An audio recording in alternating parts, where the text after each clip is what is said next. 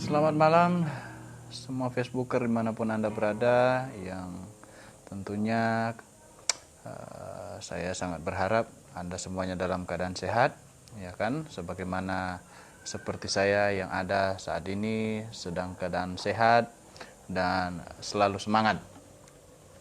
Dan seperti biasa, setiap malam saya menghibur saudara semua dengan puji-pujian yang indah-indah yang mempermuliakan Tuhan, dan ini bahkan membuat iman kita semakin bersemangat, ya, kita semakin bersemangat dalam Tuhan.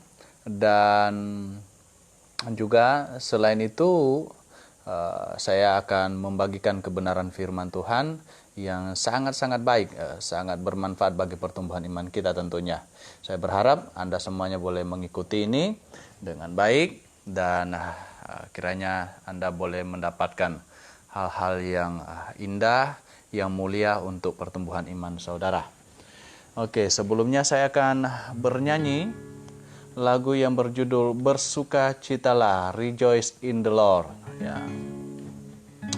Lagu yang sangat indah. Lagu ini memberitahukan kepada kita bahwa ya, meskipun dalam keadaan tertekan, dalam pergumulan hidup, kita sedang bergumul melewati cobaan, tetapi katanya kita harus bisa bersukacita. Ya, ini sebenarnya adalah ciri khas dari orang yang beriman, orang yang ada di dalam Yesus. Dalam keadaan apapun dia mampu bersukacita.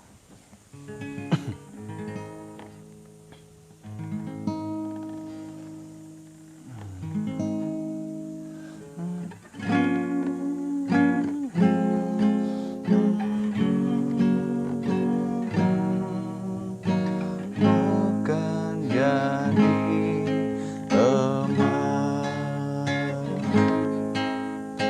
Allah selalu mempunyai tujuan saat uji hambanya dalam tempaan. Ucapkan syukur walau berat beban, di malam dia beri pujian. Bersukacitalah, Tuhan tak salah, Dia tahu dan pimpinku di segala jalan. Saat dicoba dan ditempa, ku kan jadi emas. Tak dapat melihat dalam gelap, jadi salib sang penebusku.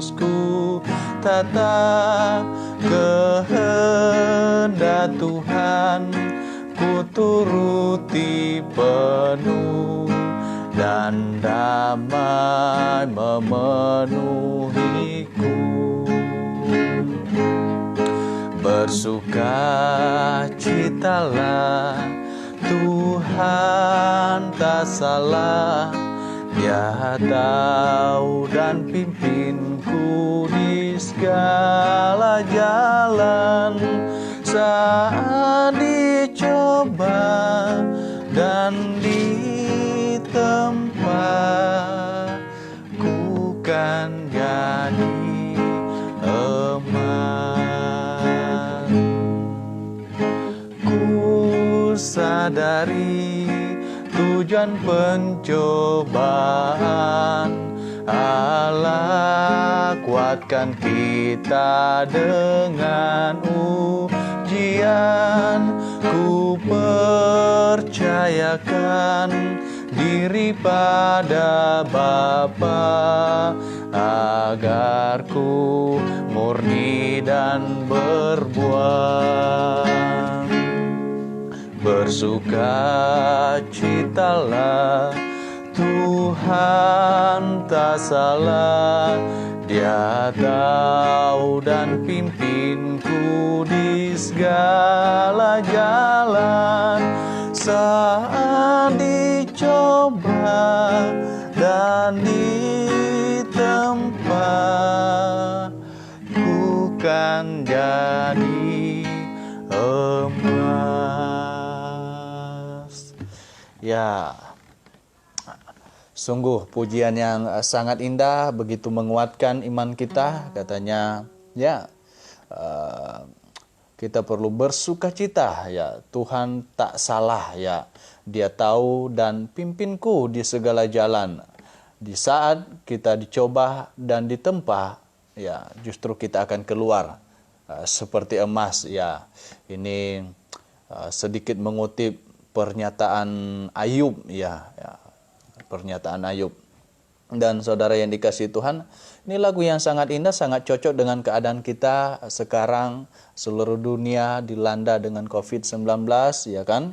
Indonesia yang masih bertambah lagi, ya kan? Sekarang di Manado polemik, ya kan?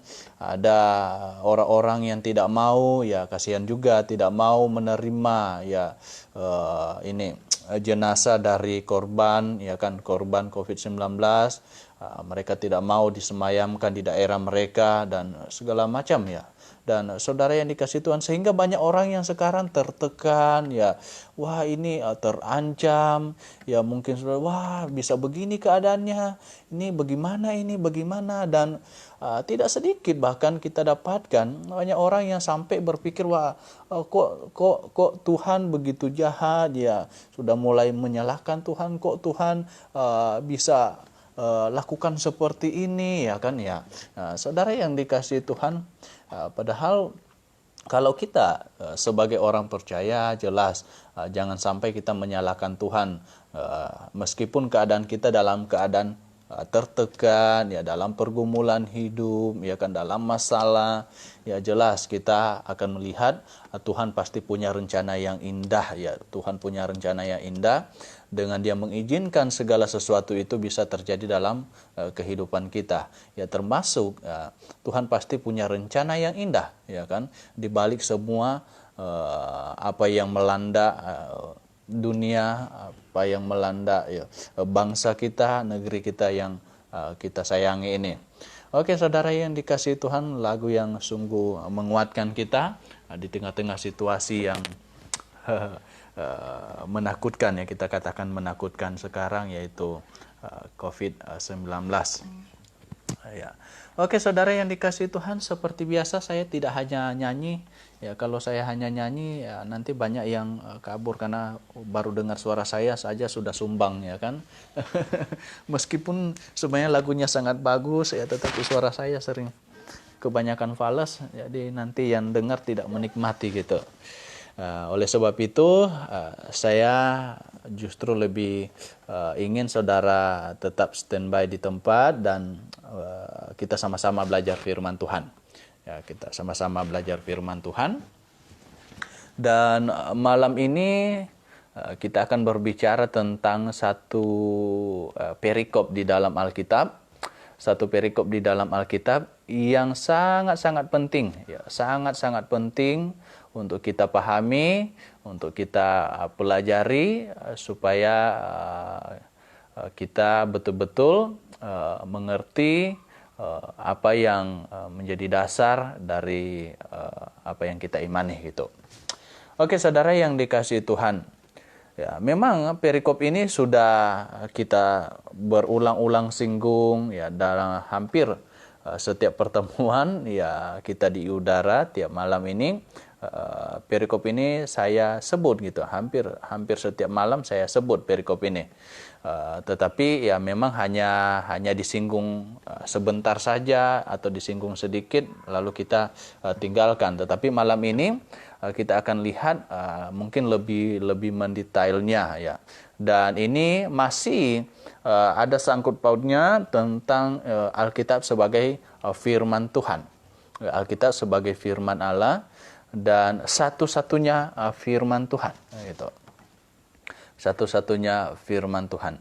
Oke, saudara yang dikasihi Tuhan, mungkin buat saudara yang ada di rumah, Bapak Ibu yang ada di rumah, ataupun ada di jalan, atau sedang keluar, enggak sekarang, kan teknologi sudah sedemikian rupa, bahkan firman Tuhan secara tertulis itu sudah ada dalam bentuk Android, ya kan? Jadi saudara boleh buka Alkitab, bahkan Alkitab saudara, itu ada di dalam 1 Korintus pasal yang ke-13, ya, 1 Korintus pasal 13 ayat 8 hingga ayat yang ke-10. Inilah yang akan kita bahas malam ini. Perikop ini yaitu saya akan bacakan untuk kita semua. Kasih tidak berkesudahan, nubuat akan berakhir, bahasa roh akan berhenti, pengetahuan akan lenyap. Ya. Sebab pengetahuan kita tidak lengkap dan nubuat kita tidak sempurna. Tetapi jika yang sempurna tiba, maka yang tidak sempurna itu akan lenyap. Nah, jadi ini yang akan kita bahas. Ya, memang semalam ada channel live streaming juga di Facebook. Sudah ada acara ya dibilang debat, ya ini mungkin ini sharing tentang kebenaran mengenai topik ini. Ya, mengenai topik ini yaitu di dalam 1 Korintus pasal 13 ayat 8 hingga ayat yang ke-10. Nah, saudara yang dikasihi Tuhan, mengapa ini kita perlu lihat? Mengapa kita perlu lihat? Karena ini berbicara tentang pewahyuan, ya. Ini berbicara tentang proses pengwahyuan, ya. Berbicara tentang Tuhan memberikan firman-Nya, ya. Memberikan firman-Nya kepada manusia atau menurunkan wahyu, ya. Ya, menurunkan wahyu kepada manusia. Dan ini Paulus diinspirasikan Tuhan untuk menjelaskan kepada kita, ya jelas. Sebenarnya ini masih perikop bersifat nubuatan pada saat itu. Kalau di saat 1 Korintus ini ditulis atau Paulus mendapatkan inspirasi dari Tuhan ini masih bersifat nubuatan. Nah, nubuatan. Konteks waktunya saat itu ya, masih bersifat nubuatan. Tetapi kita akan lihat apakah hari ini juga ini masih bersifat nubuatan atau sudah digenapi. Nah, ini atau sudah digenapi. Oleh sebab itu kita perlu pelajari supaya kita bisa tahu apakah ini masih bersifat nubuatan sampai hari ini atau ini untuk hari ini sudah digenapi ternyata. Ya kan? Baik, saudara yang dikasihi Tuhan. Ya, ini adalah kalau konteks pada saat itu ini bersifat nubuatan oleh Paulus, ya. Jadi kita perlu lihat bahwa 1 Korintus, ya, kitab 1 Korintus ini kurang lebih ditulis pada tahun 50-an ya, Masehi. Ya, 50-an Masehi. Jadi kurang lebih ditulis pada tahun 50-an Masehi. Dan saudara yang dikasihi Tuhan, singkat ceritanya saya ingin memberitahukan bahwa sedangkan wahyu terakhir ya yang kita imani yaitu di dalam Alkitab yaitu kitab Wahyu, ya. Kitab Wahyu itu diturunkan kurang lebih itu tahun 95 ya. 95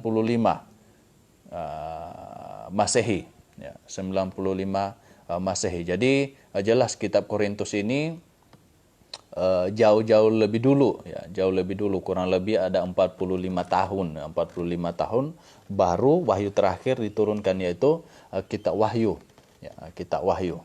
Dan saudara yang dikasihi Tuhan, kita perlu lihat ini perikop ini karena ini berbicara, sekali lagi saya sudah singgung tadi, tentang proses pewahyuan ya, proses pewahyuan. Karena kalau kita baca dari ayat 8 hingga ayat 10, di situ ada pernyataan yang sempurna dan yang tidak sempurna. Ya, yang sempurna dan yang tidak sempurna. Ya.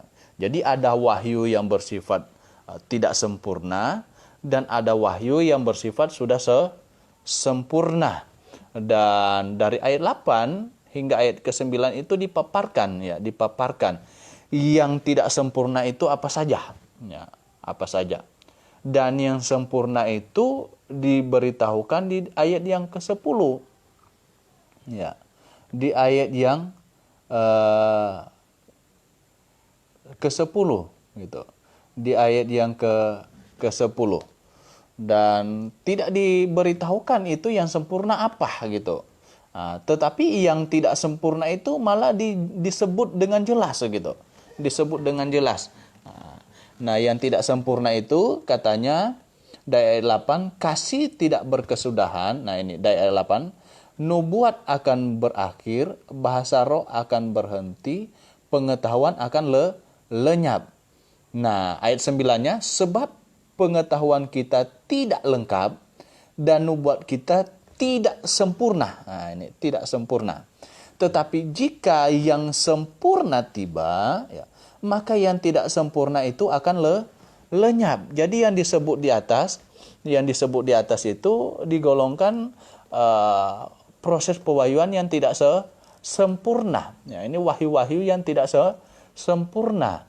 Nah, dan itu semua akan lenyap, akan berhenti ketika yang sempurna itu datang, yang sempurna itu tiba. Jadi kalau kita lihat dari ayat 8, di sana ditulis katanya nubuat akan berakhir. Jadi akan berakhir, belum, pada saat itu belum, akan gitu.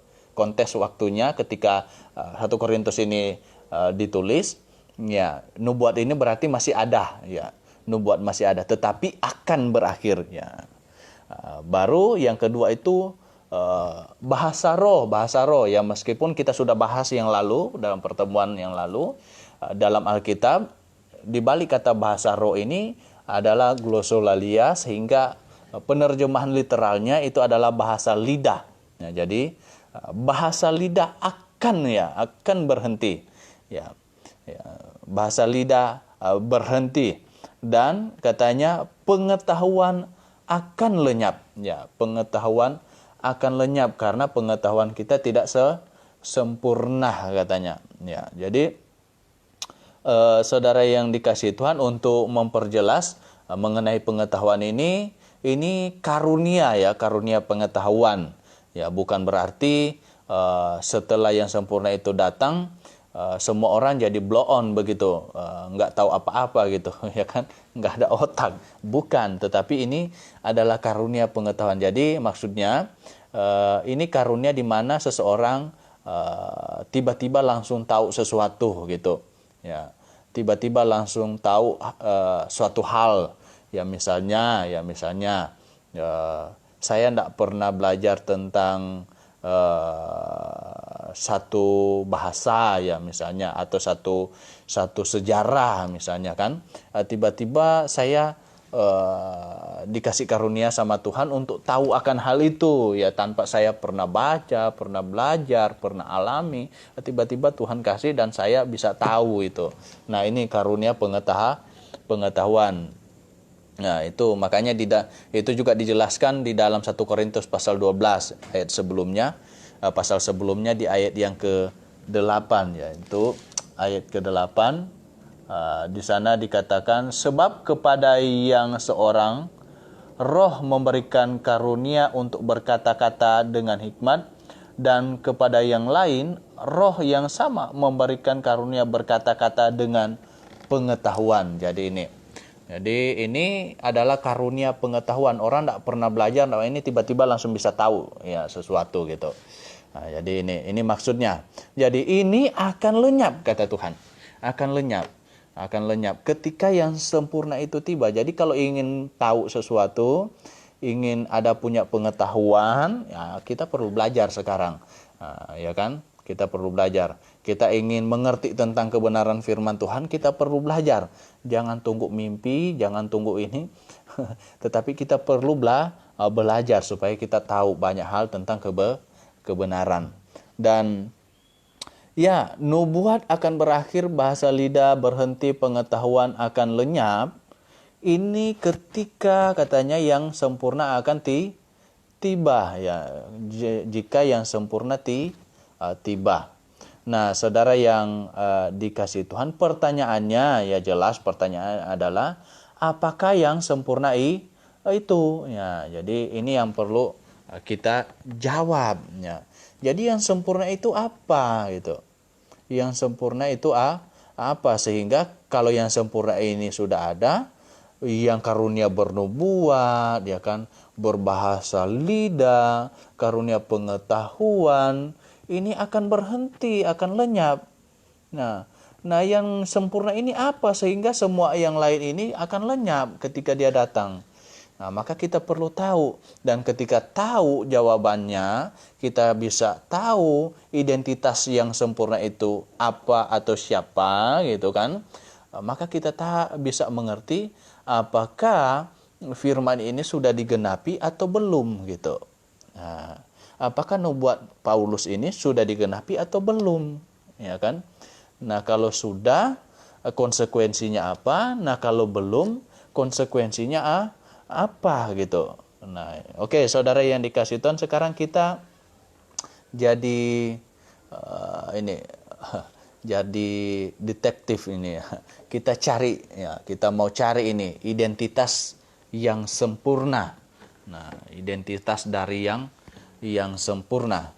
Nah, saudara yang dikasih Tuhan, sebenarnya jawaban yang paling cepat adalah kita kembali ke dalam bahasa aslinya. Ya, dalam bahasa aslinya, kata yang sempurna ini memakai artikel netral. Ya, artikel netral. Dia pakai artikel to. Ya, sehingga kata yang sempurna dalam bahasa Yunaninya itu toteleon. Toteleon itu dalam bentuk netral ya, karena bahkan artikelnya saja dia netral, jadi sangat-sangat jelas ini. Kalau netral dalam bahasa Yunani jelas tidak mengacu kepada manusia ya, kepada manusia atau kepada hewan ya, kan yang punya gender ya. Kalau hewan, kalau jantan ya jelas itu harus maskulin ya misalnya. Kalau manusia juga, kalau laki-laki itu harus maskulin. Nah, sedangkan kalau dia betina, kalau hewan itu harus feminim, atau kalau manusia itu harus juga feminim kalau dia perempuan. Nah, ini netral gitu, netral. Maka ini sangat mudah untuk dipahami bahwa dia tidak mungkin mengacu kepada manusia ya, kepada manusia ya, kepada manusia, sehingga dia mengacu kepada apa? Benda, kepada benda. Jadi pertanyaannya, benda apakah yang sempurna? Jadi satu-satunya benda yang sempurna itu adalah Alkitab. Ya, itu adalah Alkitab. Jadi satu-satunya benda sempurna di dunia ini adalah Alkitab. Ya, Alkitab. Nah, saudara yang dikasihi Tuhan, banyak yang bilang, wah, masa itu mengacu kepada Alkitab ya kan? Kan yang sempurna itu juga bisa mengacu kepada Yesus. Nah, saudara yang dikasihi Tuhan, yang sempurna kan satu-satunya yang sempurna itu kan Tuhan Yesus ya, betul. Kita tidak menolak bahwa kita tidak menyangga atau memungkiri bahwa Yesus itu adalah yang sempurna ya. Kita katakan dia adalah yang sempurna ya, yang sempurna. Tetapi perikop ini tidak berbicara tentang Tuhan Yesus ya gitu. Nah, selagi perikop ini tidak berbicara tentang Tuhan Yesus, karena tadi kita sudah lihat dalam bahasa aslinya, bahasa Yunani, kalau dia mengacu kepada Yesus, maka seharusnya dia memakai bentuk maskulin ya, karena Tuhan Yesus gendernya maskulin karena dia laki-laki ya. Tetapi dia pakai ini netral, jelas ini tidak mengacu kepada Tuhan Yesus ya, kepada Tuhan Yesus. Selagian saudara yang dikasihi Tuhan, ada juga yang berkata bahwa wah, ini mengacu kepada kasih, karena kan perikop ini temanya saja LAI kasih ya, kasih. Nah, saudara yang dikasihi Tuhan, ya jelas perikop ini tidak berbicara bahwa tidak mengacu bahwa ini adalah kasih. Kenapa? Karena kasih dalam bahasa Yunaninya itu dalam bentuk feminim, ya, ya, feminim. Ya. Jadi tidak mungkin itu mengacu kepada kasih itu. Saudara yang dikasih Tuhan, sangat sederhana kok kita untuk mengerti bagian-bagian firman Tuhan, terlebih khusus di perikop ini, karena ada bagi mereka yang masih masih mendamba-dambakan untuk bernubuat, ya kan, untuk bisa berbahasa roh, untuk untuk mendapat karunia pengetahuan. Nah, ini ada orang-orang yang masih mendambakan untuk dapat itu, mengidam-idamkan. Jadi mereka tidak bisa terima bahwa itu sudah berhenti gitu. Sudah berhenti, sudah ini. Karena konsekuensi kalau yang sempurna itu adalah Alkitab, ya. Berarti ketika Alkitab sudah rampung, sudah menjadi satu buku seperti yang kita pegang hari ini, maka konsekuensinya tidak mungkin lagi seharusnya ada orang yang bisa berbahasa lidah, ya, atau bahasa roh. Tidak mungkin ada orang yang bisa bernubuat lagi hari ini. Tidak mungkin lagi ada orang yang dapat mimpi dari Tuhan, ya kan? Tidak mungkin lagi ada orang yang bilang katanya ketemu dengan malaikat lagi. Tidak mungkin, itu semua dari Tuhan, gitu. Itu konsekuensinya. Dan mereka yang tidak bisa terima akan hal ini, ya jelas mereka tidak mungkin menerima bahwa yang sempurna itu adalah Alkitab, gitu. Tidak mungkin. Nah, ya, mereka tidak bisa terima, ya. Tetapi ketika mereka menolak bahwa itu adalah Alkitab, maka sebenarnya mereka menentang firman Tuhan. Mereka melawan pernyataan firman Tuhan dengan tegas, ya, menjelaskan akan hal itu. Nah, jadi saudara yang dikasihi Tuhan, ya, Alkitab adalah satu-satunya firman Tuhan. Dan semua karunia yang berkaitan dengan proses pewahyuan, misalnya karunia bernubuat, karunia ada yang mimpi, ada yang berbahasa roh, ya, atau bahasa lidah, karunia pengetahuan, karunia melakukan mujizat, semua itu berkaitan dengan proses pewahyuan. Nah, jadi ketika proses pewahyuan sudah dihentikan karena Alkitab sudah selesai ditulis, maka semua karunia yang menyertai itu semua itu sudah tidak mungkin ada lagi, gitu. Ya, sudah tidak mungkin ada lagi, gitu. Jadi saudara ini sangat gampang kok kita melihat apakah hari ini praktek-praktek yang ada itu dari Tuhan atau bukan. Kalau kita terima bahwa Alkitab adalah satu-satunya firman Tuhan dan proses pewahyuan sudah berhenti karena Alkitab sudah selesai ditulis, maka kita sangat bisa dengan mudah berkata, dengan instan bisa berkata bahwa itu bukan lagi dari Tuhan, gitu. Bukan lagi dari Tuhan. Nah, kalau bukan dari Tuhan, ya jelas itu dari iblis. Ada yang tersinggung, ya, nanti, ya. Tapi tidak apa-apa karena kebenaran harus dinyatakan, ya, dinyatakan. Nah, jadi saudara yang dikasihi Tuhan, nah, kalau kita lihat perikop ini, kita baca sampai selesai dari ayat 1 Korintus pasal 13, kita baca ayat 11-nya dan ayat 13-nya sampai ayat 13-nya. Ketika aku kanak-kanak, ini jadi Paulus memasukkan dirinya ini jadi perumpamaan, jadi contoh nih, jadi gambar perumpamaan lah, gitu. Ketika aku kanak-kanak, aku berkata seperti kanak-kanak, aku merasa seperti kanak-kanak, aku berpikir seperti kanak-kanak. Sekarang sesudah aku menjadi dewasa, aku meninggalkan sifat kanak-kanak itu. Jadi ini Paulus kasih gambaran, gitu, kasih gambaran tentang perjalanan hidup dia. Jadi untuk menjelaskan apa yang dia sampaikan di atas. Jadi ketika ketika masih awal-awal yang sempurna itu belum datang, maka yang tidak sempurna masih dipakai, gitu, ya kan, masih dipakai. Tetapi ketika yang sempurna itu sudah datang, maka seharusnya manusia itu sudah beranjak memakai yang yang sudah lebih baik kualitasnya, yang sudah lebih terjamin gitu, lebih bermutu gitu. Ya kan, lebih berkualitas. Nah, ngapain kita pakai lagi yang lama kalau ada yang lebih baik.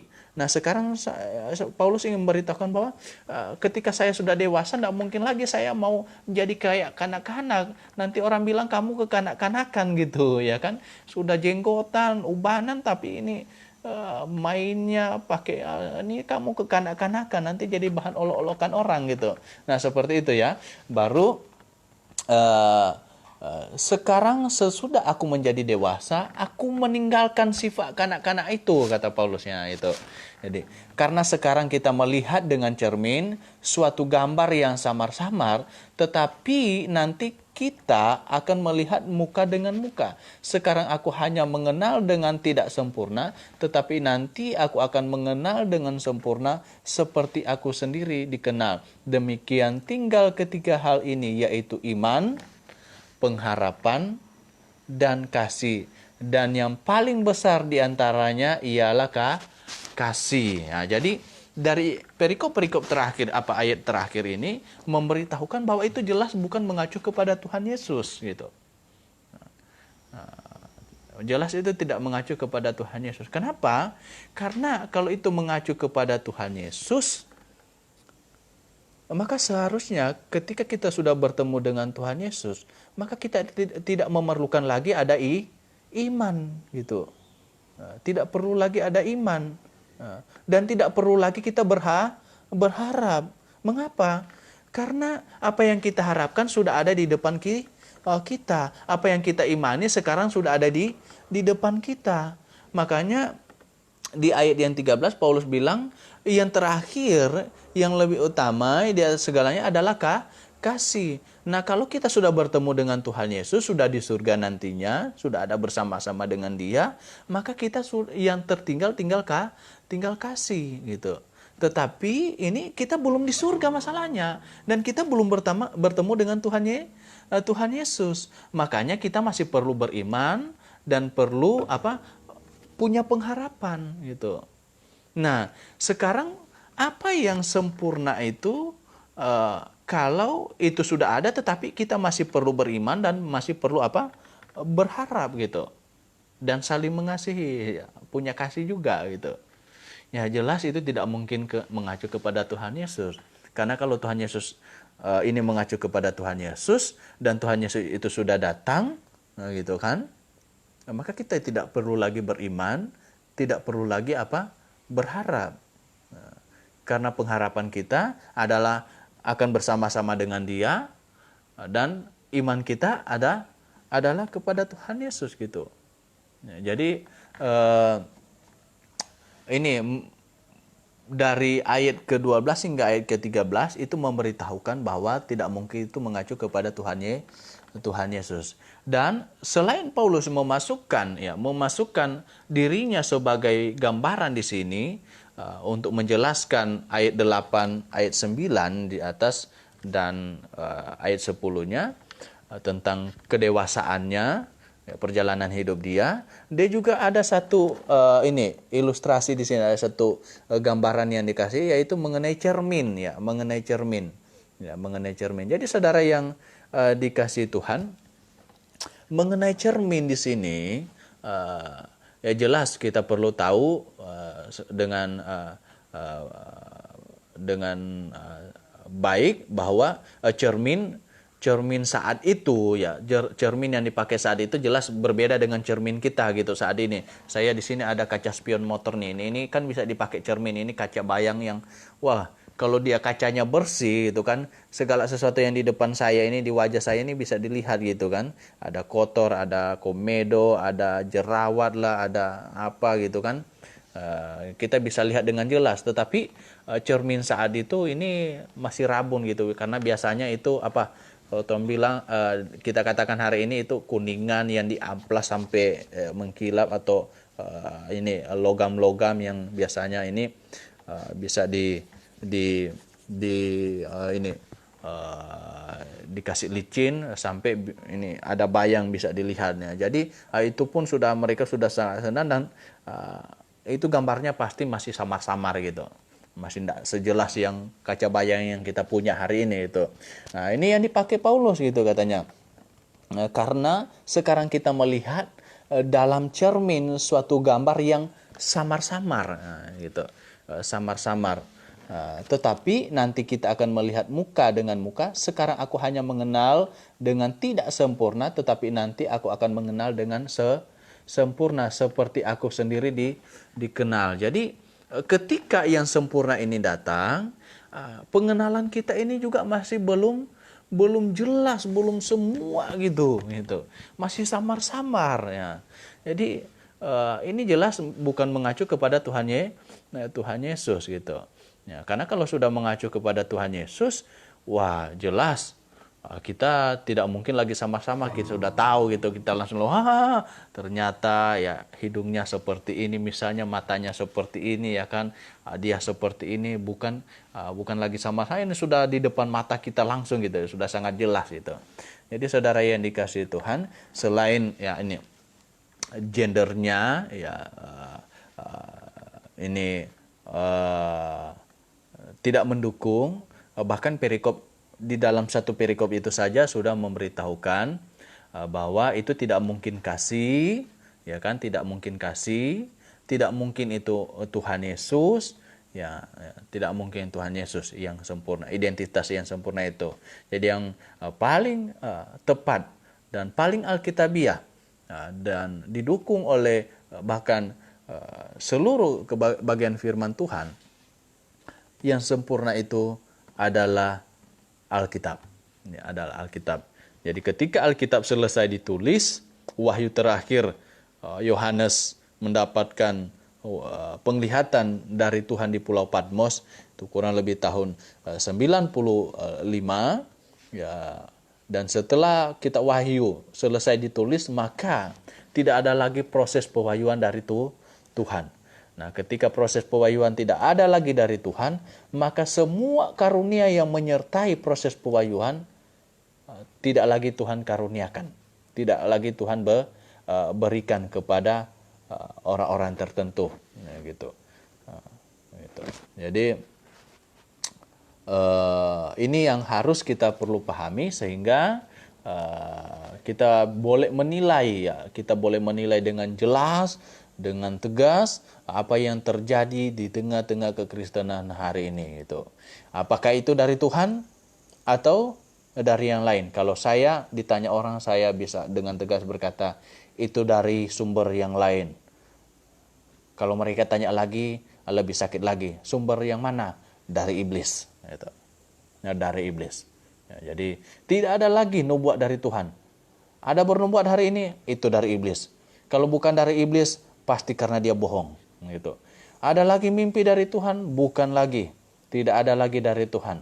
Terus kalau bukan dari Tuhan, dari mana? Dari iblis. Ya. Ada yang bilang dapat melihat Yesus, melihat penampakan malaikat. Ya. Saya kalau ditanya orang itu benar atau tidak? Tidak, itu sesat. Karena itu sudah 100% dari iblis. Itu 100% dari iblis. Jadi saudara yang dikasih Tuhan, ya kita terus ya mungkin bilang ini diulang-ulang, ya sebenarnya ini saya perlu tegaskan karena ini sangat penting, sangat penting. Ini berbicara tentang dasar iman kita, yaitu Alkitab. Saudara kalau tidak mengerti ini, maka saudara akan cuman bisa menganga-menganga. Ada yang satu ngomong saya naik turun surga, ada yang bilang, pendeta ini doakan orang sakit ditengking, langsung sembuh gitu. Jadi saudara yang, kalau saya ada orang yang ngomong begitu, saya cuma senyum, saya ketawa. Ya, saya tinggal tunggu waktu. Ya, mereka ada ini kesempatan saya kasih tahu. Itu bukan dari Tuhan, itu sudah dari iblis. Ya. Kalau bukan dari iblis, itu pasti sandiwara punya, bohong. Gitu. Jadi saudara yang dikasih Tuhan, karena sudah dari Tuhan sudah tidak mungkin bisa ada. Karena kalau dari Tuhan masih ada, berarti Alkitab belum final, berarti Alkitab bukan satu-satunya firman Tuhan, berarti di luar Alkitab masih ada firman Tuhan, dan konsekuensinya adalah di luar Alkitab, di luar jalan keselamatan yang Alkitab ajarkan, ada juga jalan keselamatan dari sumber yang lain. Nah itu. Jadi saudara yang dikasihi Tuhan, kalau ada keselamatan di luar Alkitab, di luar yang Alkitab ajarkan, maka saya kasih tahu, Anda menjadi sia-sia jadi orang Kristen. Anda adalah orang yang bodoh jadi orang Kristen. Kenapa? Ya kan? Mungkin Anda ingin dapat gaji tinggi, mungkin Anda ingin jabatan naik, mungkin Anda ingin punya istri lebih dari satu, ya kan? Tetapi kalau di Kristen kan cuman boleh satu, enggak boleh lebih, ya kan? Jadi orang Kristen, aduh saya enggak ada orang dalam nih, susah naik jabatan, ya kan? Misalnya, ya. Saya katakan kalau Anda tidak dengan sungguh-sungguh mantap mengimani bahwa Alkitab satu-satunya firman Tuhan, ya, Anda adalah orang Kristen yang kepelan tanggung, ya, kepelan tanggung. Oke, saudara yang dikasihi Tuhan, ya, jadi identitas dari yang sempurna itu adalah Alkitab, adalah Alkitab. Jadi, saudara yang dikasihi Tuhan, pertumbuhan pengenalan akan Allah. Jadi sebenarnya 1 Korintus pasal 13 ayat 8 sampai dengan 13 ini berbicara tentang proses pewahyuan yang juga memberitahukan tentang pertumbuhan pengenalan akan Allah. Ya, jadi menurut 1 Korintus 13 ayat 8 sampai 13 katanya dari cermin hingga tatap muka, dari anak-anak hingga menjadi dewasa, dari wahyu lisan hingga wahyu tertulis. Ya. Jadi sebelum firman Tuhan tertulis selesai, maka kita seperti orang yang melihat dalam cermin. Dan kita seperti kanak-kanak. Dan ya, kita perlu pemupukan iman dengan nubuat, mujizat, dan lain-lainnya. Gitu. Sesudah firman tertulis selesai dan kita masih di dunia jelas, kita perlu iman, perlu pengharapan dan kasih. Nah, sesudah rapture, ya, sesudah kita diangkat atau ketika kita sudah di surga, maka kita akan bertatap muka dan yang ada saat itu sama kita tinggallah kasih. Kita tidak perlu lagi beriman dan tidak perlu berpengharapan karena pengharapan kita sudah kita dapatkan, yaitu bersama Tuhan di surga, dan yang kita imani sudah bertemu dengan kita, yaitu Tuhan sendiri. Oke, saudara yang dikasihi Tuhan, seperti biasa, Anda ingin mau bertanya silakan. Ya, Anda ingin mau bertanya, ya mungkin sambil menunggu pertanyaan saya ingin memberitahukan bahwa hari ini banyak orang Kristen yang salah mindsettingnya, yang salah. Banyak orang berpikir bahwa semua hal ajaib itu hanya ada dari Allah, dan sampai banyak orang berpikir bahwa semua agama akhirnya akan sampai ke surga, dan ini membuat banyak orang, bahkan bukan hanya orang Kristen, banyak orang di luar kekristenan bahkan berpikir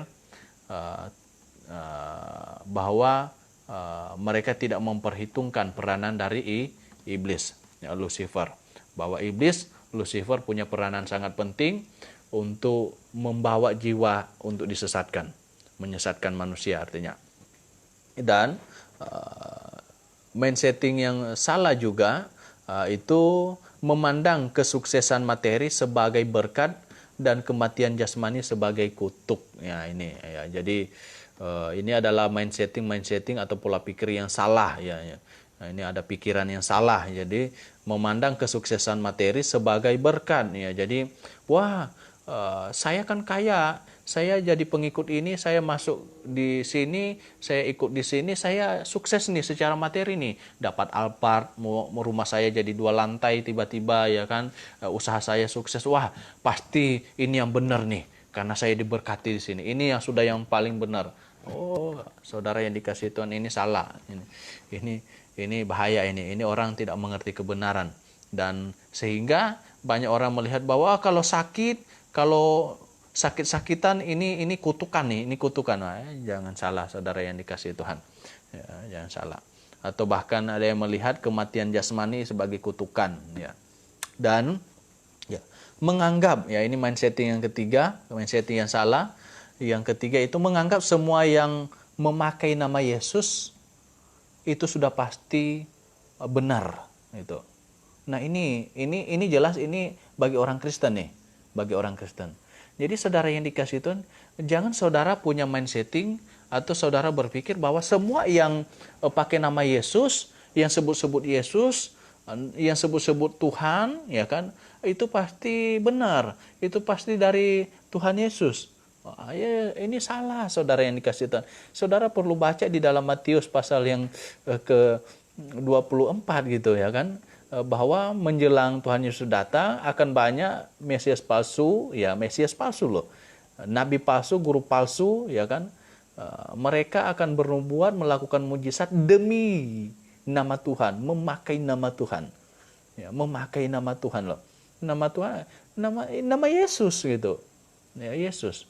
Tuhan Yesus bilang mereka akan memakai namaku gitu, ya, Yesus, ya, maka Yesus. Bahkan tidak ada memakai ini titel Tuhan Yesus, yaitu Mesias, ya, Mesias.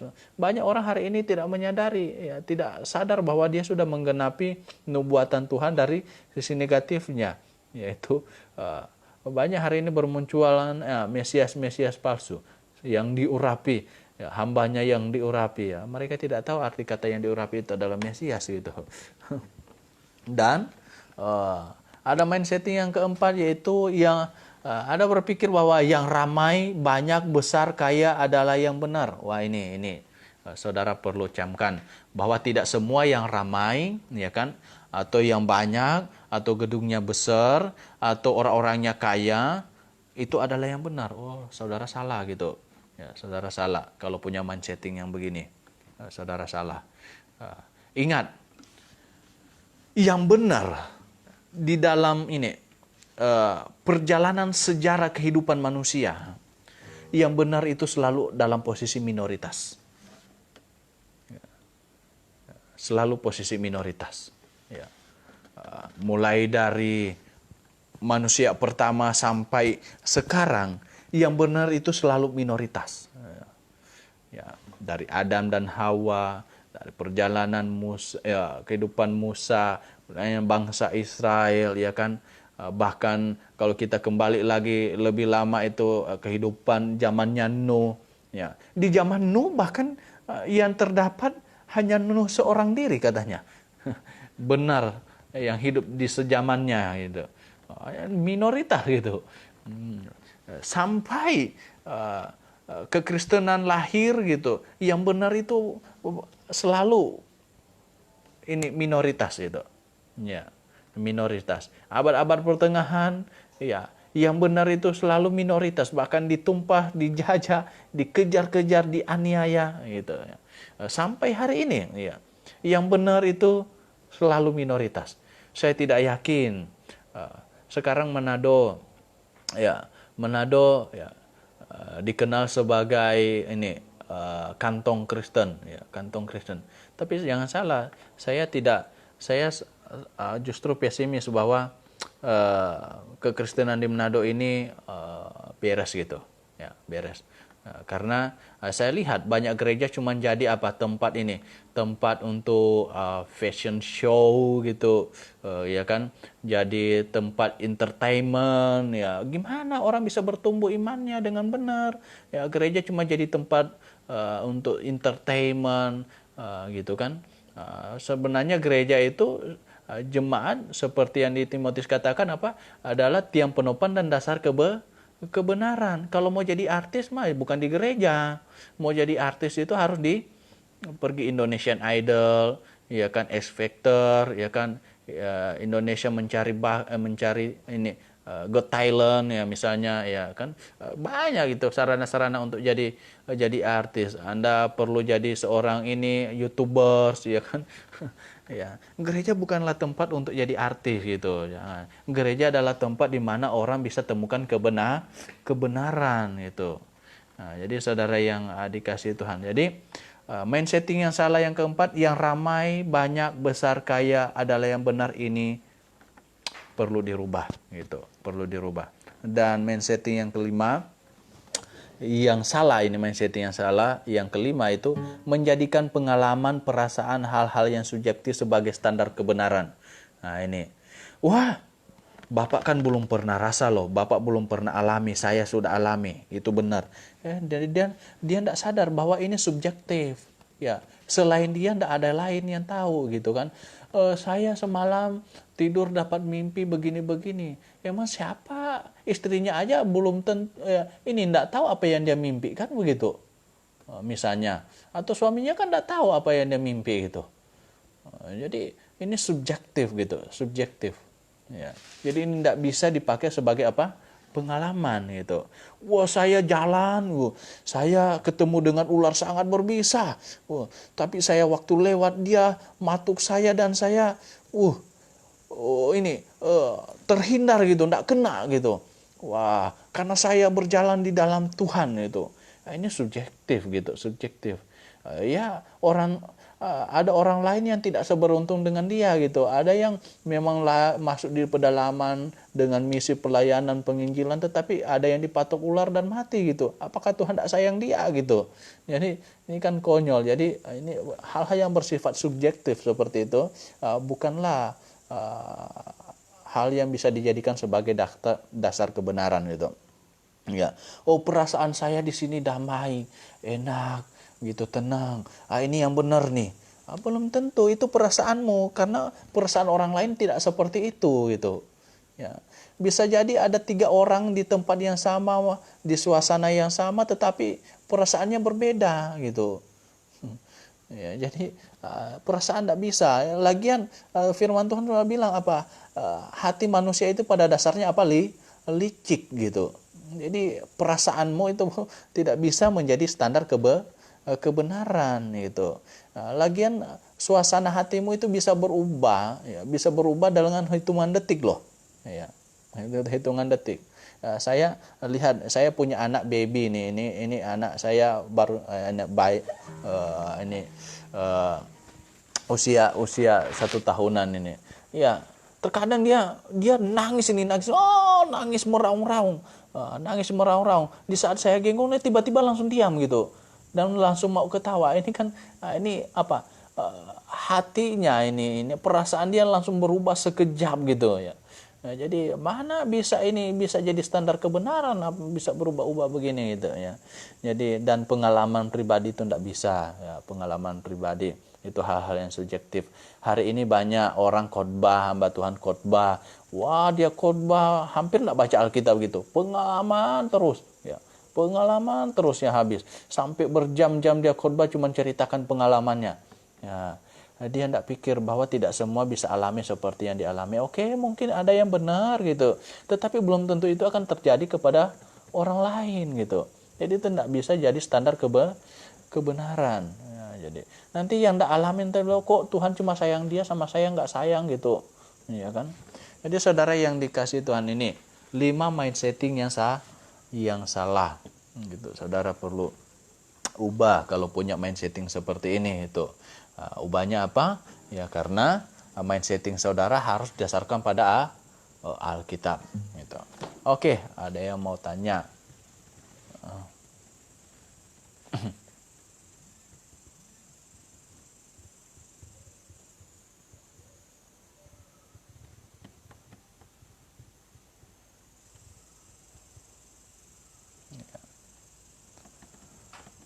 Oke, ada yang mau tanya, ya ini Pak Purba, dan banyak juga yang kurang paham dengan kitab Korintus ini Pak Evangelis sebagai kitab sejarah dan tentang perkembangan gereja mula-mula, dan banyak gereja menjadikan doktrin yang harus dilakukan di gereja-gereja saat ini. Mohon penjelasannya.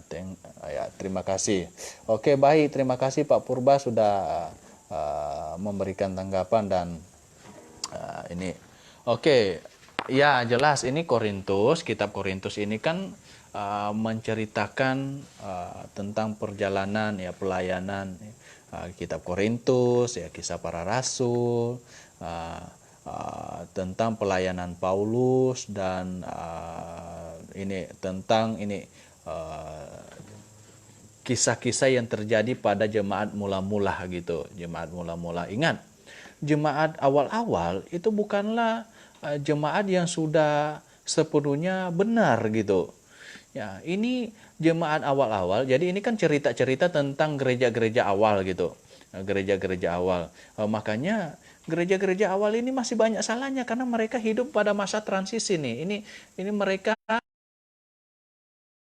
masih banyak dipengaruhi oleh konsep-konsep Yudaisme lah, ya kan? Ya, jadi Paulus ini berusaha untuk memberitahukan mereka gitu, memberitahukan mereka. Jadi kitab Korintus atau kisah para rasul ini tentang menceritakan tentang situasi saat itu di dalam pertemuan jemaat misalnya, atau dalam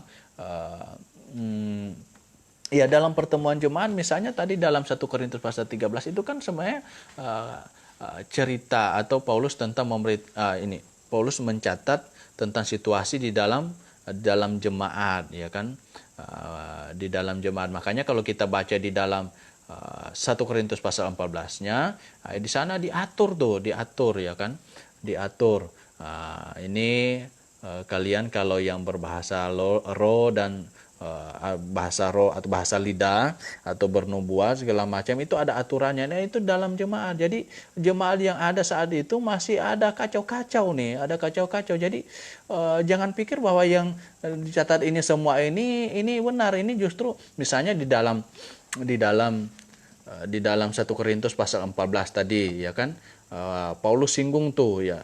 Paulus singgung. Nah, kalian kalau cuma semuanya berbahasa roh dan tidak ada yang menerjemahkan, kalian itu cuma ngomong sama diri kalian atau sama Tuhan. Karena selain Tuhan, hanya diri kalian sendiri yang tahu apa yang kalian omongin. Nah, ini kan Paulus ini menyinggung, ini dia kasih sindiran. Nah, mengapa sampai demikian? Karena pada saat itu ada terjadi kekacauan. Jadi ini tidak bisa ditarik menjadi dasar ini doktrin atau pengajaran sehingga dipraktikkan untuk hari ini. Karena ini makanya kita perlu cocokkan dengan bagian-bagian firman Tuhan yang lainnya gitu, yang lainnya. Karena misalnya kisah para rasul juga ini kan kitab sejarah gitu, kitab sejarah. Jadi menceritakan situasi pada saat itu dan justru dari sanalah kita dapatkan bahwa gereja saat itu masih banyak kacaunya gitu, banyak kacaunya. Jadi kalau gereja hari ini semuanya ikut telan bulat-bulat seperti yang tercatat di dalam kisah para rasul atau yang di dalam Korintus ini, maka banyak gereja hari ini yang seperti kita saksikan hari ini yang kacau balau gitu. Yang kacau balau gitu ya. Jadi kalau kita cuman comot dari ayat itu ya kan dan kita tarik sebagai dasar doktrin pengajaran kita tanpa melihat perikop yang lain, ini akan sangat kacau gitu, ya sangat lemah gitu, sangat lemah. Jadi ini Pak Purba ingin memberitahukan itu sebenarnya bahwa kitab Korintus ini kan mencatat tentang peristiwa yang terjadi saat itu, keadaan saat itu, terlebih apa yang terjadi di tengah-tengah jemaat gitu ya. Jemaat saat itu masih dalam masa transisi gitu, transisi. Jadi banyak anggota yang sudah jadi percaya Tuhan Yesus ini, tetapi mereka masih masih bisa dengan mudah dipengaruhi dengan guru-guru palsu yang mengajarkan kembali tentang konsep-konsep Yudaisme misalnya melalui sunat lah ya kan, melalui sunat dan lain mengenai makanan haram atau tidak haram lagi ya. Jadi kalau kita telan bulat-bulat seperti itu ya akan praktiknya kalau langsung ditarik untuk dipraktikkan dalam gereja hari ini ya ini akan kacau balau gitu, akan kacau balau gitu. Oke, terima kasih untuk Pak Purba ya, untuk Pak Purba. Ya. Oke, selamat malam untuk yang lainnya. Mungkin ada ini Pak Ican, ada Pak Yohanes Pareta. Selamat malam juga Pak Yohanes. Ya, saya sangat senang Pak Yohanes ini nonton terus ya. Ya, kiranya Tuhan berkati. Ya, semakin mengetahui banyak kebenaran. Mau nanya 1 Korintus 13 ayat 10, yang sempurna itu mengacu bukan kasih. Ya, jelas Pak. Itu bukan kasih ya, karena saya tadi sudah kita singgung, bahkan sebenarnya yang lalu-lalu sudah kita singgung juga, bahwa kasih dalam bahasa Yunaninya itu dalam bentuk feminim, dia gendernya feminim. Sedangkan yang sempurna di situ itu netral gitu, netral. Jadi ini dalam kalau cocokkan dengan bahasa Yunaninya, jelas itu tidak mungkin mengacu kepada kasih ya, kepada kasih. Ya, meskipun perikop itu kalau Lembaga Alkitab Indonesia kasih temanya itu kasih gitu. Ya, kasih, tetapi jelas itu tidak mengacu kepada kasih karena dari gender sangat berbeda, dan kalau itu dipaksakan untuk kasih, maka ini akan justru menabrak dari maksud perikop itu. Nah, kalau kita baca ayat 11-nya sampai ayat 13, ya, kalau itu mengacu kepada kasih, maka ini tidak cocok, karena katanya di ayat 13-nya, demikianlah tinggal ketiga hal itu, yaitu iman, pengharapan, dan kasih, dan yang paling besar diantaranya ialah kasih. Karena setelah yang sempurna itu datang, kita masih perlu ada iman dan pengharapan gitu. Ya, pengharapan. Jadi kalau itu mengacu kepada kasih, wah ini agak dia tidak sinkron dengan penjelasan ayat-ayat sebelumnya gitu Pak, atau sesudah dari perikop yang kita bahas, yaitu 1 Korintus pasal 13 ayat 8 hingga ayat yang ke-10 ya. Jadi ini tidak mungkin mengacu kepada kasih ya, kepada kasih. Tuh. Oke, ada lain yang mau tanya, silakan.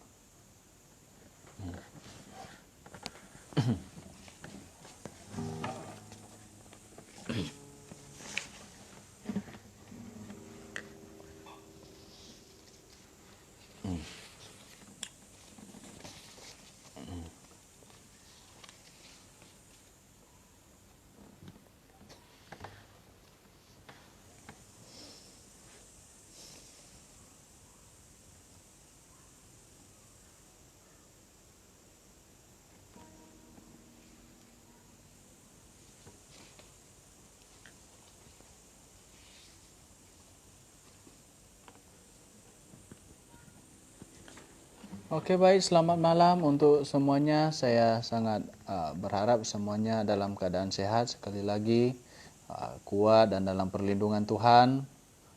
Dan ya tentu untuk tetap terus waspada, berjaga-jaga, ya kan, jaga kebersihan. Seperti saya tadi baca di Facebook, ada yang komen, ya ada tulis panjang-panjang, ya kita sudah jaga-jaga kebersihan, ya seharusnya kalau yang dengan kita bersih tidak terjangkit dengan COVID-19, ya seharusnya pangeran katanya yang di Inggris tidak kena gitu dan lain sebagainya. Nah, kalau sudah memakai keamanan segala macam tidak terakhir, seharusnya para medis atau dokter yang menangani yang sudah pakai alat lengkap tidak kena lagi katanya. Jadi saya lihat itu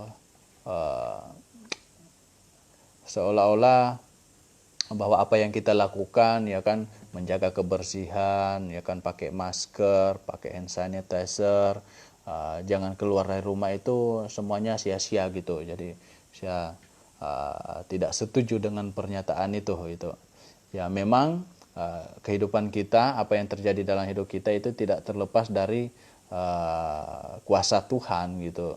Tetapi bukan berarti kita ini jadi orang yang pasrah-pasrah saja, ya kan. Toh orang sudah jaga-jaga kebersihan bisa kena, ya kan. Orang sudah pakai alat untuk penangkisnya sedemikian rupa juga bisa kena gitu. Dan bahkan orang yang ada di tempat yang panas gitu. Sekarang kan bilang untuk mencegah harus berjemur. Atau di negara yang gurun pasir saja kena gitu. Ya, apa gunanya berjemur kan gitu. Ya, jadi saya lihat ini pernyataan yang sudah orang pesimis gitu. Padahal seharusnya dia sadar bahwa ya dia bersyukur belum alami, ya mungkin Tuhan punya tujuan, ya punya maksud yang lain untuknya gitu ya. Dan ya Tuhan tetap menginginkan bahwa kita tetap berjaga-jaga, berdoa dan bekerja gitu ya. Ya. Baik saudara yang dikasihi Tuhan, ada yang ingin bertanya silakan ya.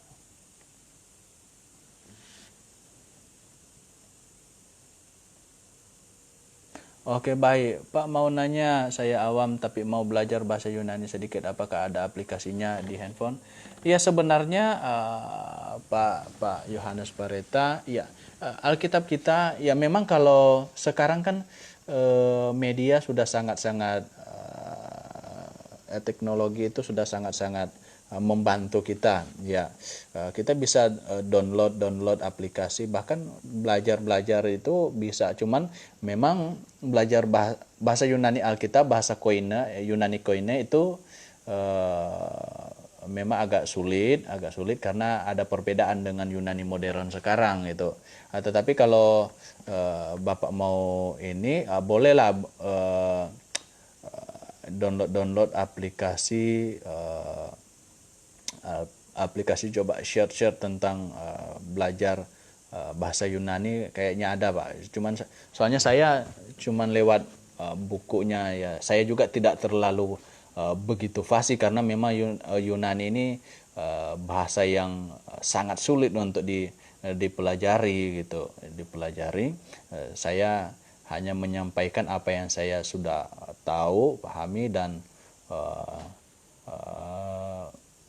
ini untuk lebih dalamnya, untuk hal-hal yang dalam-dalam juga tidak terlalu menguasai gitu, tidak terlalu kuasai.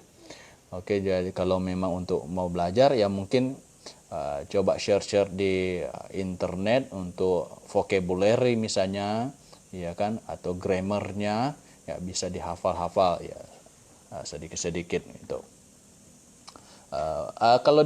Karena kalau yang di handphone kita misalnya Alkitab itu ada, tetapi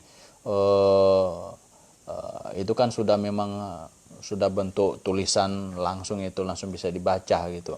Tetapi ini Pak, kalau saya bisa anjurkan, referensikan untuk terjemahan mendekati ya, terjemahan terbaik dari bahasa Yunani, dari bahasa asli Alkitab itu King James Version ya. King James Version ya adalah satu-satunya terjemahan yang terbaik selama ini yang ada gitu ya, King James Version. Tetapi jangan yang new ya, yang hanya King James Version saja ya, King James Version. Jadi ya, itu sudah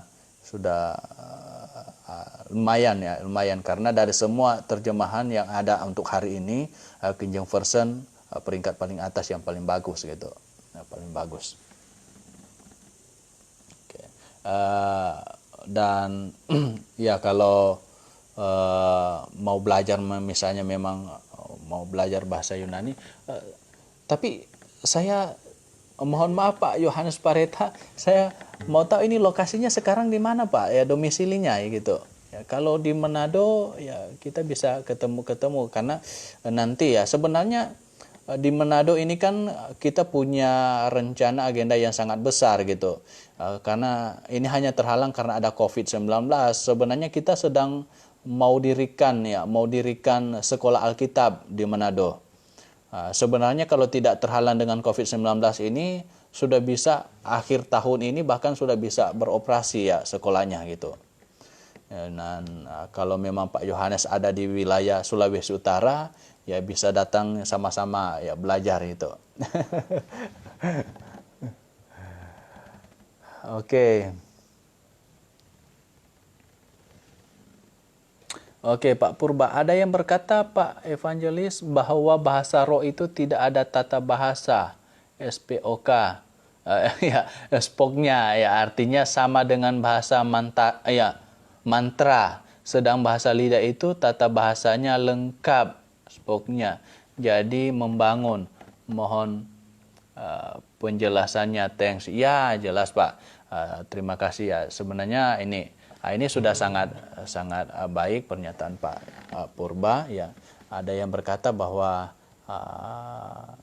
bahasa roh itu tidak ada tata. Ya, jelas. Memang bahasa roh yang di Lembaga Alkitab Indonesia nyatakan ini atau bahasa lidah secara Alkitabianya itu memang tidak punya tata bahasa, tidak ada grammarnya, tidak ada, semua nggak ada Pak ya, nggak ada ya. Makanya ini yang sekarang itu ya sebenarnya ya saya sudah sampaikan ya, sekarang sudah seperti mantra karena kata yang sama diulang-ulang gitu. Sikarabaraba sikarabaraba sikarabaraba sikarabaraba sikiribiribi ya. Ada yang sandalama. Jadi ini mantra gitu, ini mantra. Ya, di sana enggak ada tata bahasanya, enggak tahu kita lihat grammarnya apa segala macam apa di situ, yang enggak ada itu. Ya, tidak ada. Nah, ini jelas berbeda dengan bahasa lidah yang Alkitab ajarkan ya. Alkitab ajarkan adalah bahasa yang punya tata bahasa gitu. Ini adalah perkataan yang memiliki tata bahasa gitu. Jadi ada grammarnya, ada gendernya, misalnya ada, pokoknya semuanya ada gitu. Ada ya, karena itu memang bahasa yang eksis itu, bahasa yang eksis. Bahasa roh atau bahasa lidah yang di dalam Alkitab itu adalah bahasa seperti yang kita pakai hari ini. Cuman itu adalah karunia berbahasa lidah yang seperti saya sudah sampaikan lalu, bahwa karunia ini adalah karunia misalnya orang yang tidak pernah bahasa, seperti tadi Pak Yohanes ingin belajar bahasa Yunani ya kan ya. Kalau pada zaman itu mereka yang dapat karunia bahasa lidah tidak pernah belajar bahasa Yunani, tapi tiba-tiba bisa ngomong bahasa Yunani. Inilah karunianya gitu. Ya, inilah yang dimaksud. Jadi sehingga ada orang Yunani di situ bisa mengerti. Nah, untuk mereka yang orang Ibrani yang hadir di situ, karena ini sedang berbahasa Yunani, maka diperlukan seorang penafsir untuk menafsirkan ke dalam bahasa Ibrani misalnya, supaya bukan hanya orang Yunani bisa mengerti, tetapi orang Ibrani juga bisa mengerti, sehingga bukan hanya orang Yunani yang bisa dibangun, tetapi orang Ibrani juga bisa dibangun. Jadi seperti itu Pak. Jadi memang bahasa lidah yang diterjemahkan oleh Lembaga Alkitab Bahasa Roh itu adalah bahasa yang real, sehingga dia memiliki tata bahasa, bukan yang seperti hari ini yang hanya komat kamit gitu. Ya, komat kamit nggak jelas, yang jangankan orang lain, dia sendiri tidak mengerti apa yang diucapin. Sehingga mereka mau membenarkan ya praktek ini dengan mengutip 1 Korintus pasal 14 bahwa ini kan memang sesuai Alkitab. Selain Tuhan yang tahu, cuma diri sendiri, tapi saya tidak yakin juga bahwa mereka yang ngomong juga mengerti apa yang mereka omongin untuk hari ini gitu. Jadi itu justru mereka tidak mengerti bahwa pernyataan Paulus dalam 1 Korintus itu adalah bahasa sindiran, itu bahasa sindiran. Tapi mereka pakai untuk membenarkan ya praktek mereka. Oke, baik Pak Purba. Jadi ya, seperti itu Pak. Ya. Oh, Pak Yohanes Parita di Bogor ternyata. Oh, berarti bersama dengan Evangelis Eliusu ya. Evangelis Eliusu di Bogor. Di sana ada Evangelis Eliusu Pak kita. Oke, Pak Purba masih ini, dan sekarang katanya ada sekolah khusus berbahasa roh Pak. Ya. Saya sih belum pernah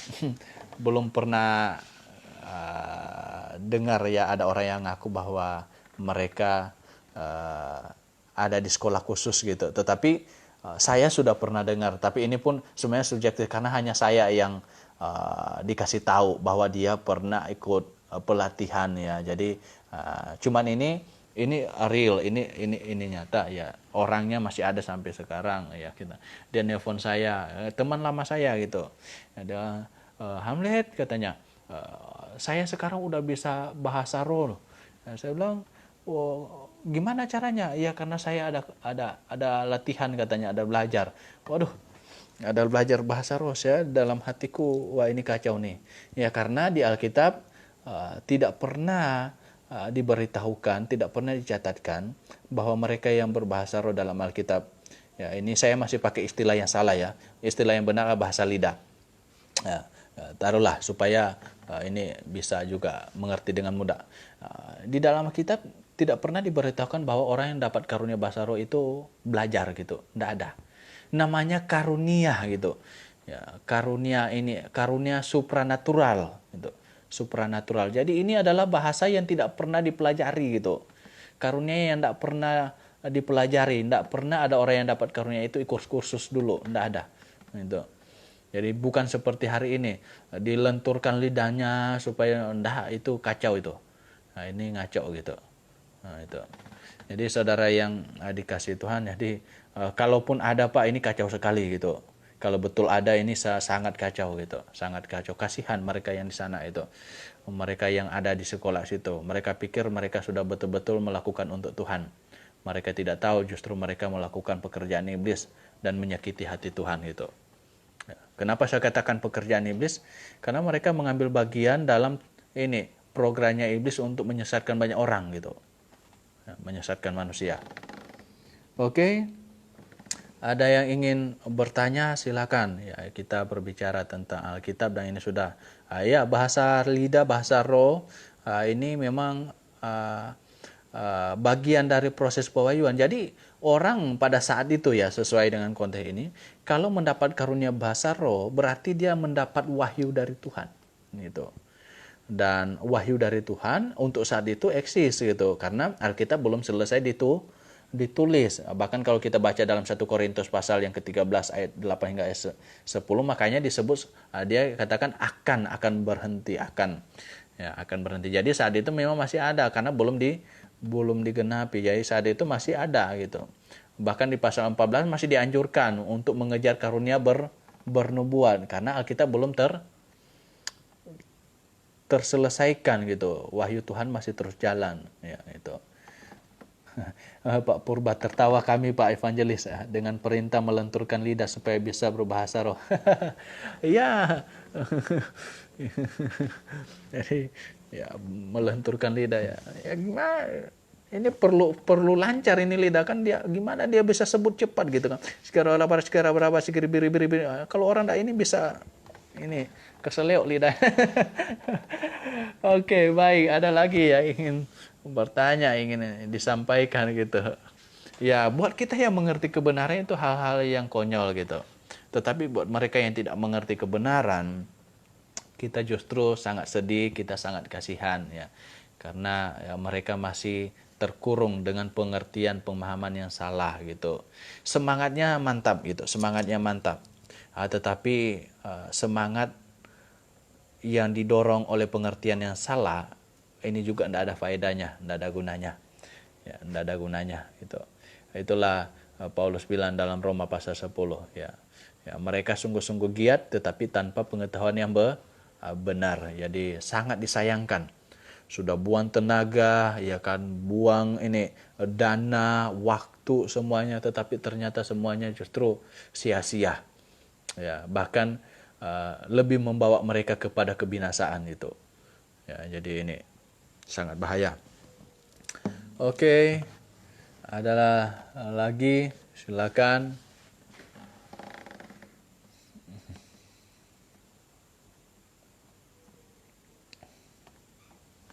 Oke.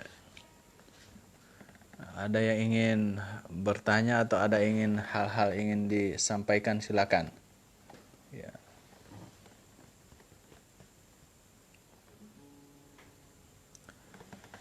Oke, ini ada yang dari Kupang ini nonton ya. Selamat malam GBI Agape Kupang ya.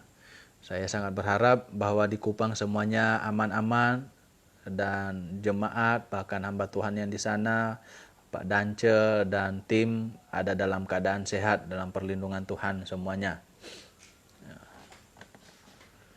Oke. Ada saudara Mario, ya selamat malam. Ada Pak Agus Horman, ya selamat malam. Pak Julisi, selamat malam. Ini ya guru saya yang sungguh luar biasa ini. Ya, Tuhan berkati. Mener. Ada Pak Samsing, ada Ibu Sandy Supit. Ya ini Ibu Sandy ada di daerah Palu ya. Ada Pak Daniel Momongan ya, Pak Icang ya, Pak Odniel. Oke, selamat malam semuanya dan kiranya kita terus ada dalam perlindungan Tuhan. Oke, ada lagi ingin mau ditanyakan, ada ingin mau disampaikan? Ada hal-hal ingin mau disampaikan? Boleh. Ya. Nah, saudara, mungkin untuk ini ya ada buku yang saya ingin rekomendasikan, mungkin sangat cocok untuk bisa dibaca buat Bapak Ibu. Waduh, di mana ini ya? Ini di manakah dia? Sepertinya tidak. Di sini dia. Oh iya. Lagi ada di tempat lain. Ya, ada satu buku yang sangat baik, judulnya Karunia Penglihatan Nubuat Bahasa Lidah Masih Adakah? Ya, masih adakah? Jadi sangat baik itu dibaca dan ya, kita akan mengerti, akan menolong kita supaya kita bisa paham bahwa apa yang terjadi, fenomena-fenomena yang terjadi di tengah-tengah kehidupan orang Kristen hari ini, apakah itu dari Tuhan atau bukan. Ya, dan jelas kita cocokkan ya, semuanya kita cocokkan dengan Alkitab ya, karena ini dasar iman kita gitu. Dasar iman kita. Segala sesuatu yang terjadi tanpa didasarkan pada Alkitab atau bertentangan dengan Alkitab, itu semua pasti bukan berasal dari Tuhan. Itu bukanlah kebenaran. Oke, ini Pak Purba usulkan. Kalau bisa besok judulnya Perjamuan Tuhan, Pak Evangelis, bukan Perjamuan Kudus yang dilakukan di gereja-gereja saat ini. Oke, terima kasih Pak untuk temanya ya, untuk tema ya. Jadi ya ini seperti Pak Purba sudah sampaikan, mungkin saudara-saudara yang lain boleh usulkan tema apa yang akan kita bahas untuk besok hari atau pertemuan-pertemuan berikutnya. Jadi untuk besok saya akan membahas tentang perjamuan ya, seperti yang sudah diusulkan oleh Pak Purba. Kita akan lihat ya, memang sangat penting karena perjamuan adalah upacara yang Tuhan perintahkan di dalam jemaat ya, di dalam jemaat. Jadi gitu, jemaat saudara semuanya perlu tahu, jangan-jangan saudara sudah lakukan tetapi saudara sendiri tidak mengerti gitu atau kurang paham ya. Kita perlu lihat seperti apa dan tujuannya itu untuk apa ya kan, untuk apa dan prakteknya itu seperti apa ya kan. Dan bolehkah saya melakukannya ya kan, atau jangan-jangan saya adalah orang yang belum boleh atau lain sebagainya. Pokoknya banyak hal yang memang perlu kita lihat, dan ini mengenai perjamuan memang cukup menarik ya, cukup menarik. Oke, baik Bapak Ibu Saudara yang dikasihi Tuhan, kalau tidak ada, terima kasih untuk Pak Purba sudah kasih ini masukan usulan untuk tema kita besok hari. Dan saya pikir pertemuan kita sampai di sini untuk malam ini. Sebelumnya saya akan menutup dengan doa. Bapa di surga, kami bersyukur untuk malam ini kami boleh bertemu lewat media sosial yang ada dan kami sudah berbincang belajar tentang firman-Mu. Biarlah Tuhan apa yang sudah kami pelajari bersama tertanam dalam hati pikiran kami dan itu bisa menjadi bekal kami dalam kehidupan kami sebagai anak-anak Tuhan. Terima kasih Engkau memberkati kami semuanya. Biarlah kami senantiasa ada dalam perlindungan Tuhan, penyertaan Tuhan. Peristirahatan kami sebentar kami serahkan ke dalam tangan-Mu yang penuh kasih di dalam nama Tuhan Yesus. Kami berdoa dan bersyukur. Amin. Oke, sampai sini pertemuan kita. Tuhan Yesus memberkati kita semua dan Maranatha.